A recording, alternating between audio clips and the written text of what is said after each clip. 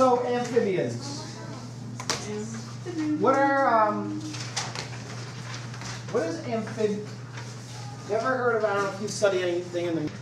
Yeah, it's a vehicle that can go from land to water. Or have you ever been to a city like that in Albany, Boston? I haven't seen them in New York, but those duck tours. Oh yeah. Where you go on like a tour of the city, and then at the end, usually I think it is, they just drive into. It's like this weird sort of truck-looking thing, but at the end they drive into the water because they can also float. Yeah. But those are called amphibious vehicles. What does amphibious mean? Could go in water and land. The name itself comes from ampha and bios, which means double life. Okay, and these are things that can live sort of on land or in water, or sometimes both. And the example, we have frogs, and frogs are smooth, thin-skinned. They're generally moist. They generally have longer hind limbs, as opposed to amphibians called toads.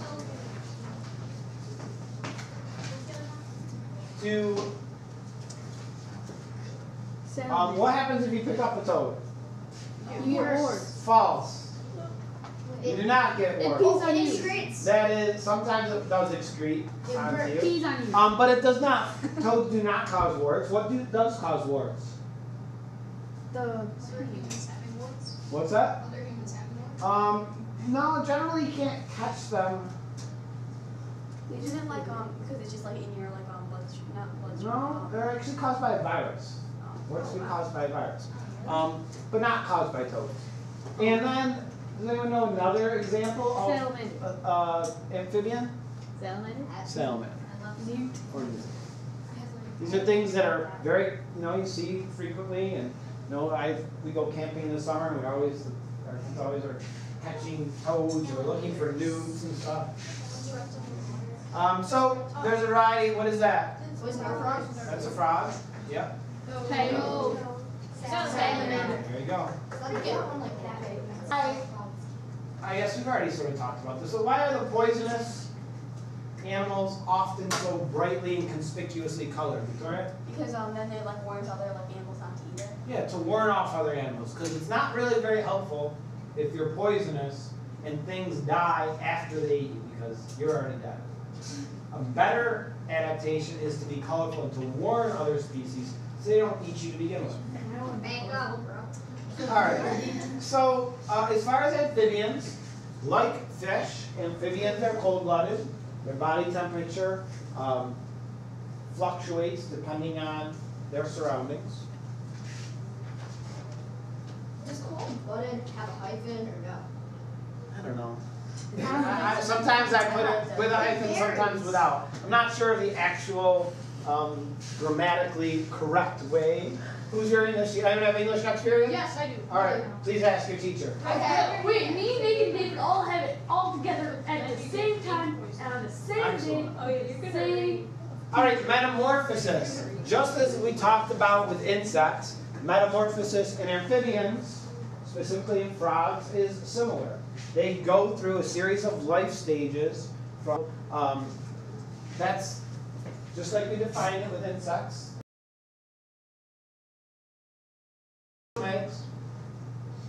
They have external fertilization, like fish.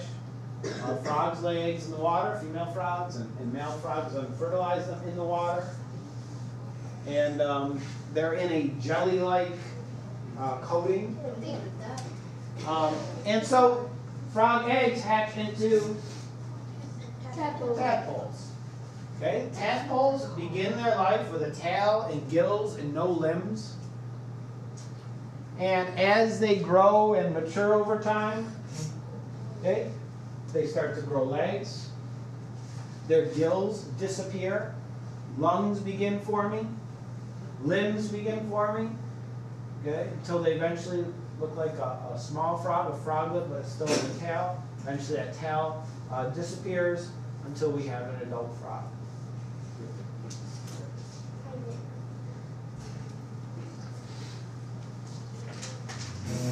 Lisa? all amphibians metamorphosize? No, not all amphibians, but frogs. In terms of circulatory system,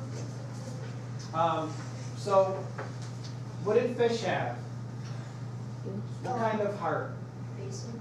A simple two-chambered heart. Yeah, two-chambered heart. Blood goes in one chamber, gets pumped out the other chamber.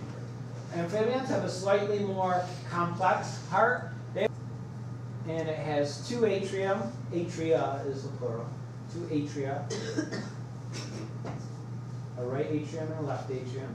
And again, those are where the blood enters the heart. Just like an atrium in a house or in a hotel is like the main entrance.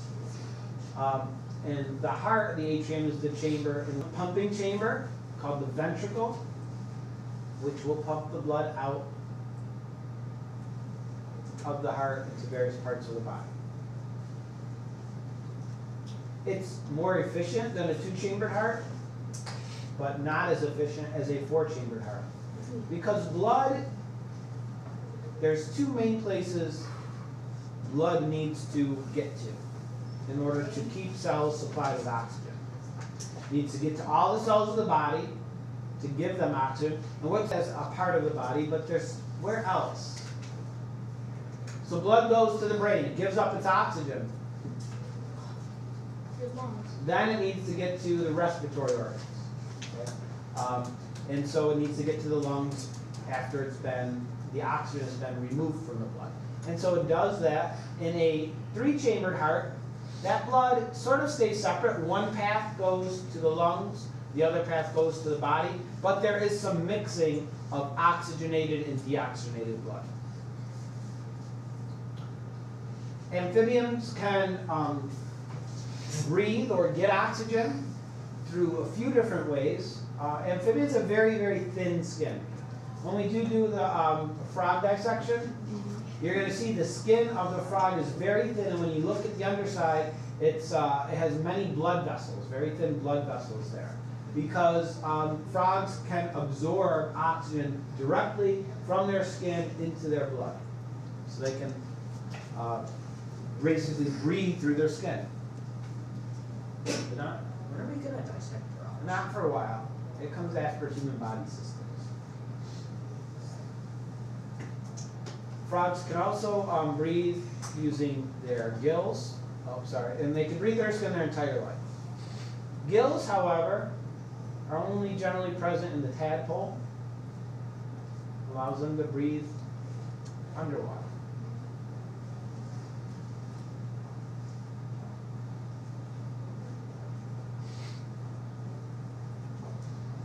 So, would you say that a tadpole is actually more like a fish than a frog at that point?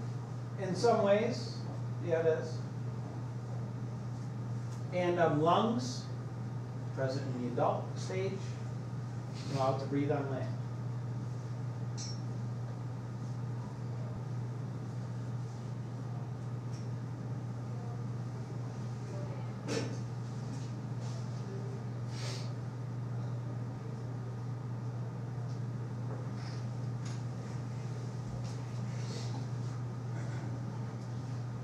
Frogs do hibernate in temperate regions through the winter.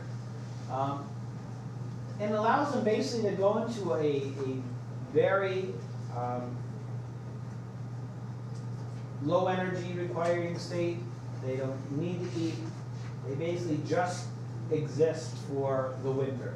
They use very little oxygen. Their heart rate slows way down.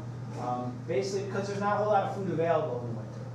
Okay, so they need to slow down their metabolism so they don't require a lot of energy. Often they bury themselves in the mud and basically wait out the winter. Now they do need some energy to just keep themselves alive, and they do this using an organ called fat bodies. You're going to see these in when we dissect the frogs. And within the frog's abdominal cavity, there are all these little structures. They look like a little bunch of bananas. They're orange, and they're basically just fat. And as a frog in the spring and the summer, when it stores in these fat bodies, And then in the winter, when it doesn't have food, it lives off of that energy. This is what they look like inside of the frog. Okay? These little orange things, they're here, they're here. Those are the fat body. Liver, the stomach. Are the organs all green? No, it's more the color, more colored picture, but the liver is greenish, brownish. Yeah, these are sort of brighter yellow, orange, the fat body. But that's what they look like. And if the frog has had a lot of food, the fat bodies will be bigger. If it's not had much food, they'll be smaller. If it died in the early spring, there won't be many fat bodies. If it died towards the end of the summer, there'd be more fat bodies. So they build up throughout the summer until it's ready to hibernate. There's one frog that can like hibernate for 100 years. Oh, really?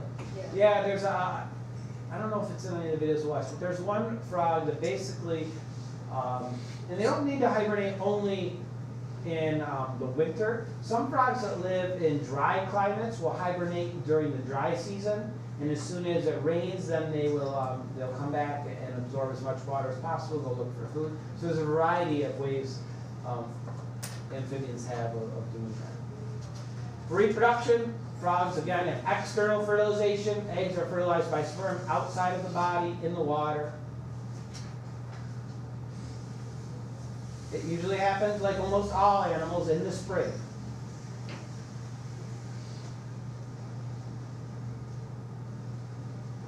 In our area, in the temperate regions, young are almost always born in the spring to provide them with the spring and summer, the warmer seasons, when more food's available for them to build up their energy stores to grow before the winter comes. Frogs release fewer eggs than fish generally. A couple hundred eggs. Not quite as many. They're larger than fish eggs. And they're coated in this sort of gelatinous material. Ew. Who would cover their hand in that? I was just very curious. Really? Look at that picture, yeah. Oh, I saw some of those. I saw those one time at the Santa Clara. Yeah, pool. Yeah, pool. Sometimes frogs will hop in there and lay their eggs. It's possible. Kind of gross. But this is a whole bunch of eggs, all coated and held together in this jelly. Each little dark thing is a little tadpole that would be hatching eventually. Wait, if a frog lays its eggs in the pool, will like chlorine hurt the frog? Depends how much chlorine. Probably once they hatch, they generally might not survive, but it depends. Do you think they can become immune to chlorine as adaptation? I don't think so. That would be awesome. All right, we're going to finish reptiles now. It's only a single slide for reptiles. They sort of get through that. So then are we Short gonna end of the finish stick birds here. too? No, we're not going to go to birds today. Reptiles. So people often confuse reptiles and amphibians. I think because of the similarities between salamanders and lizards. Okay, they're not closely related. They may look similar in some ways. They're both sort of long, got 4 legs, but they're not the same. Salamanders have what kind of body covering? Thin skin. Thin skin. Reptiles all have scales. Okay? So reptiles have a body covering of scales, which are not slimy. Okay? They basically are an adaptation for living in dry environments. There's something wrong with my package. Copy wrong. Oh, it did? Excuse me? Yes? We got bad copies. Those are the copies for extra room to write extra notes. No, it's not right. I realized that the last page is divided into 3 sections, different sections. If you're unhappy with the state of your note Like, packet, can I just rip off the back? I can and give I you- have them? there's extra copies in here. Can I just rip Call off it like out. this You gotta page? read those. Wait, I do have to rewrite all of You them? don't have Yeah, to. we'll get to it before it's Too late.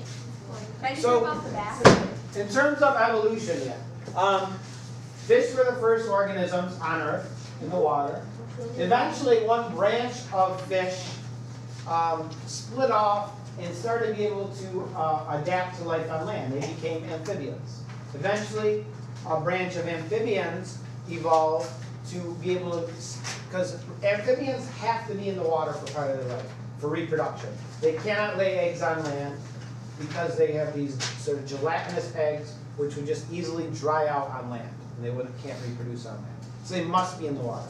But reptiles adapted to live fully on land and not have to go back to the water for reproduction. They have several adaptations that allow them to live and reproduce on dry land. And one of those adaptations are scales. What's important about scales? It kind of protects it from stuff. Yeah, but something else. As far as living on land, It retains water. it's waterproof. It allows them to retain water and not dry out. What's that? Yeah, so, I mean, they can, but they don't have to. So those scales prevent water loss, and they're also protective.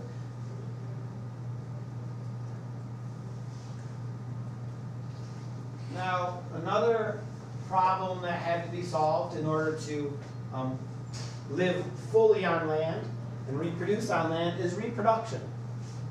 So like I just said, amphibian eggs are not able to be laid on land. They dry out.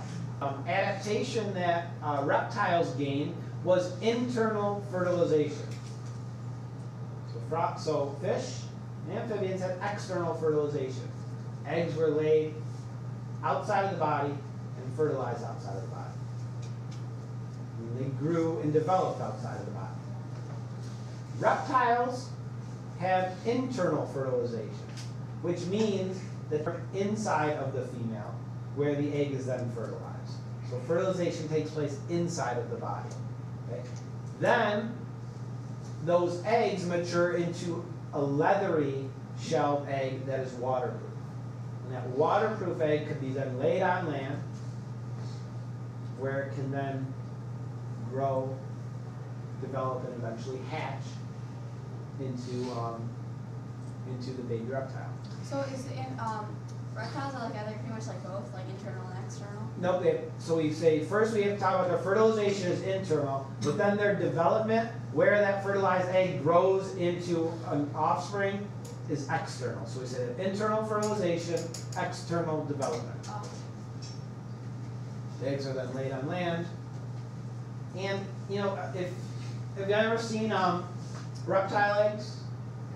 If you ever go like hiking in certain areas around, I always saw them around lakes or the Utica Marsh. Sometimes turtles that live in the marsh they lay their eggs in the spring, and after they hatch, you sometimes find them laying around. And they're not a hard brittle shell like a chicken egg would be. They're sort of a more flexible, leathery shell that's a little bit softer. Would it be like as soft as when we put the eggs in vinegar? Not that soft. They're more durable. Reptiles, okay, are also cold-blooded. And you know, if you've been in an area with lots of reptiles, if you've been to Florida, they have those small little anoles, those little lizards. When you wake up in the morning and the sun has just come out, where do those little lizards like to go? On rocks, on sidewalks, on screen doors. They'll sometimes go on a screen door. What they're doing is basically putting themselves in air to absorb heat from the sun, to heat up their body to a temperature that's suitable for them to then be active. And when it gets very hot in the middle of the day or in the desert, what do cold-blooded organisms do? Hide away. They go and they dig a burrow, they go into the water, they hide in the shade, they go somewhere to help bring their body temperature down. So they can't regulate their body temperature internally, but they can regulate it somewhat with their behavior and where they go. Kayla? When I lived in Arizona, there'd be like little lizards all over the houses in the morning and like afternoon.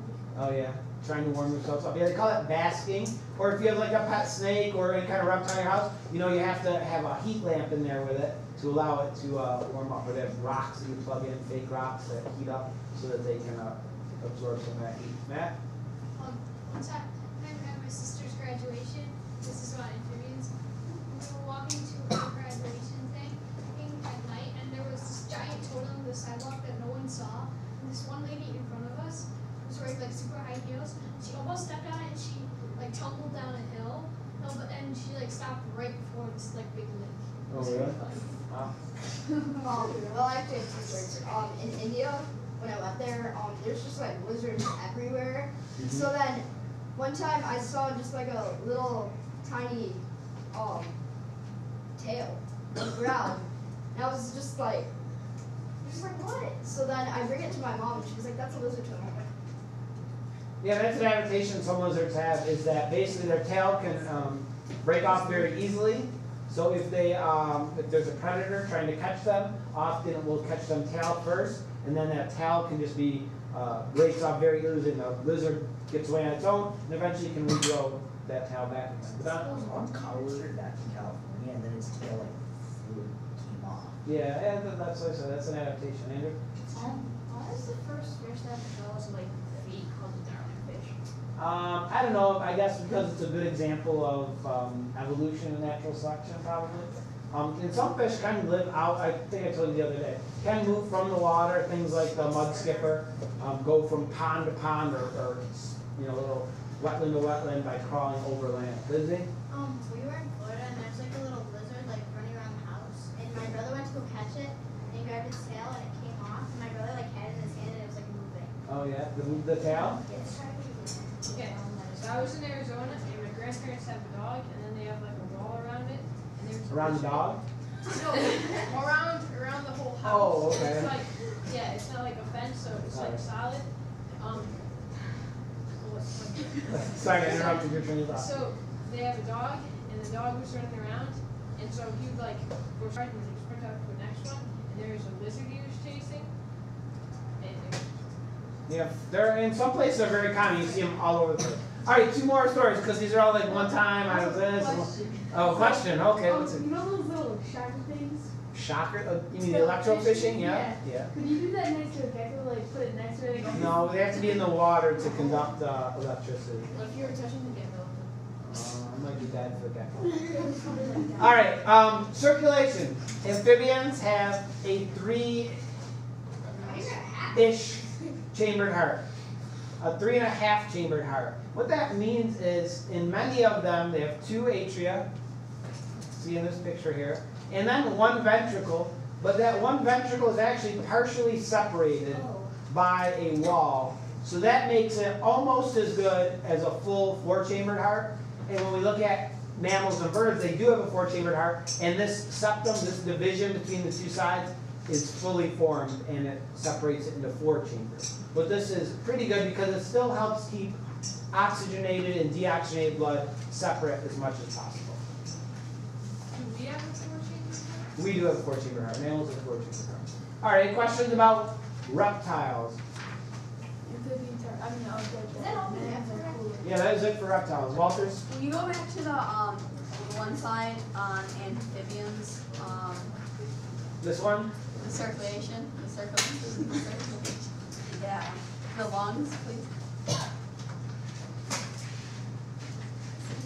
Yes. Wait, We're not done with class. We're done with our notes, though. David? oh, okay, so can I tell the story? This one time I was... Okay, go ahead. Okay. Well,